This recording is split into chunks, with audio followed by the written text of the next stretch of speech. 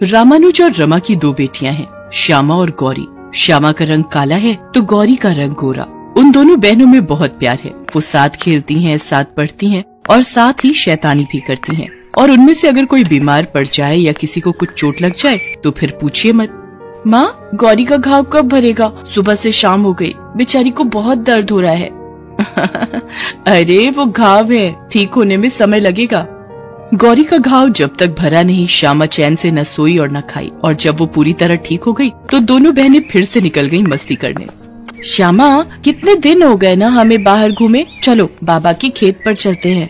रामानुज की फसल इस साल बहुत अच्छी हुई थी, इसलिए वो बहुत खुश था और उसने इस बार अपनी दोनों बेटियों को देने के लिए चांदी का एक जैसा ही लॉकेट बनवाया था। लॉकेट में एक ढक्कन था जो खुलता था। रामानुज ने दोनों बहनों की तस्वीर भी उसमें लगवा दी थी। श्यामा और गौरी को जब उसके पिता ने ये लॉकेट दिया तो दोनों बहनें खुशी से उछल गयीं। गौरी, ये लॉकेट कितना अच्छा है ना, देख इसमें हम दोनों की तस्वीरें भी हैं। हाँ श्यामा, मुझे ये लॉकेट बहुत पसंद है। एक काम करती हूँ, मैं ना अपने वाले लॉकेट में तेरी फोटो लगा लेती हूँ और तू मेरी फोटो लगा। अगर हम कभी दूर हुए तो कम से कम फोटो तो तुम्हारे साथ रहेगी। पर हम दूर क्यों होंगे? मुझे तो हमेशा तेरे साथ रहना है, तेरे बिना नहीं रहना। रामानुज और रमा दोनों बहनों के प्यार को देखते तो उनकी आंखें भर जाती थी। इन दोनों बहनों के प्यार को किसी की नजर न लगे रमा, ये हमेशा साथ साथ रहें। लेकिन होनी की किताब के किस पन्ने में क्या लिखा है ये कौन जानता है। बारिश का मौसम शुरू हो गया था और इस बार की बारिश ने पिछले कई सालों के रिकॉर्ड तोड़ दिए थे। लोगों के घरों में पानी घुस रहा था। लोग अपने अपने घरों को छोड़कर सुरक्षित स्थान पर जा रहे थे। रामानुज का परिवार भी पानी के बीच से अपने लिए सुरक्षित स्थान की तलाश में जा रहा था। श्यामा, देख, तू मेरा हाथ कस के पकड़ कर रख, पानी का बहाव बहुत तेज है। और तू भी मेरा हाथ जोर से थामे रख। वो सभी धीरे धीरे चले जा रहे थे, तभी अचानक पानी का जोरदार वेग आया और गौरी का हाथ श्यामा के हाथ से छूट गया। रामानुज और रमा भी उनसे बिछड़ गए। श्यामा, श्यामा! गौरी पानी के तेज बहाव में बहती चली जा रही थी। उसने पानी में बहुत हाथ पांव मारे, फिर वो बेहोश हो गई और बहती हुई एक नदी में चली गई। उधर बाढ़ का पानी जब थमा तो श्यामा का जीवन बिल्कुल बदल गया। रामानुज की मौत हो गई थी। उसकी माँ तो जिंदा थी लेकिन वो शौक में चली गई थी। वो तो श्यामा को पहचान भी नहीं पा रही थी। माँ, मैं हूँ श्यामा, तेरी बेटी। लेकिन रमा उसे नहीं पहचान पाई। श्यामा ने अपनी बहन को बहुत तलाशा लेकिन वो नहीं मिली। उधर गौरी नदी के पानी के बहाव में बहती हुई समंदर में चली गई। वहाँ मछुआरों के झुंड ने अपना जाल बिछा रखा था। वो उस जाल में फंस गई।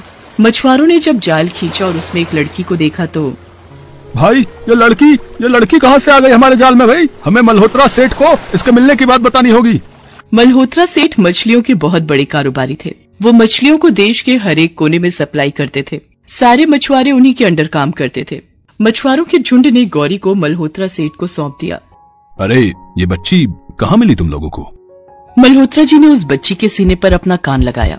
उसके दिल की धड़कन चल तो रही थी लेकिन बहुत ही धीमे। वो बच्ची को लेकर तुरंत अस्पताल पहुँचे। डॉक्टर ने उसका चेकअप किया और कहा, देखिए, बच्ची की हालत सीरियस है, हमें इसे ऑब्जर्वेशन में रखना होगा। डॉक्टर साहब, बच्ची को कुछ नहीं होना चाहिए, चाहे कितने भी पैसे खर्च हो जाएं, बस इसे ठीक कर दो। मल्होत्रा सेठ के पास पैसों की कोई कमी नहीं थी। कमी थी तो सिर्फ एक औलाद की। उसकी पत्नी अंजलि और वो खुद शादी के 13 साल के बाद भी बच्चे की किलकारी का इंतजार कर रहे थे। गौरी को वो भगवान के आशीर्वाद की तरह समझ रहे थे।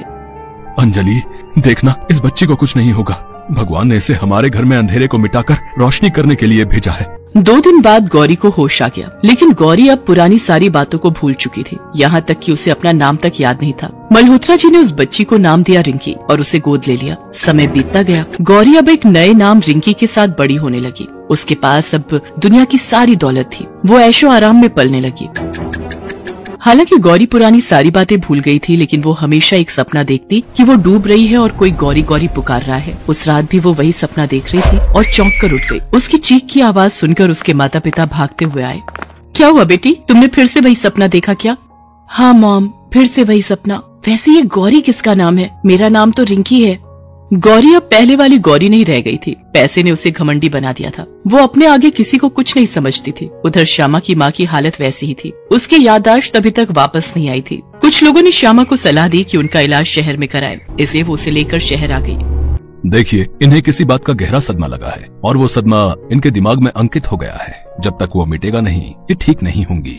श्यामा अब अपनी माँ को गांव वापस नहीं ले जाना चाहती थी, क्योंकि वहाँ पर पुरानी सारी यादें बसी थी। अगर वो उन्हीं के बीच में रहती तो कभी ठीक नहीं होती। उसने शहर में ही रहने का तय कर लिया और यहाँ पर काम की तलाश करने लगी। संयोग से उसे गौरी के यहाँ नौकरानी का काम तो मिल गया, लेकिन गौरी श्यामा के रंग के कारण उसे बिल्कुल पसंद नहीं करती थी और हमेशा उसका मजाक उड़ाती रहती थी। ओ काला जामुन, इधर आ, जरा मेरे सिर में दर्द हो रहा है, फटाफट तेल लगा दे। जी मेम साहब।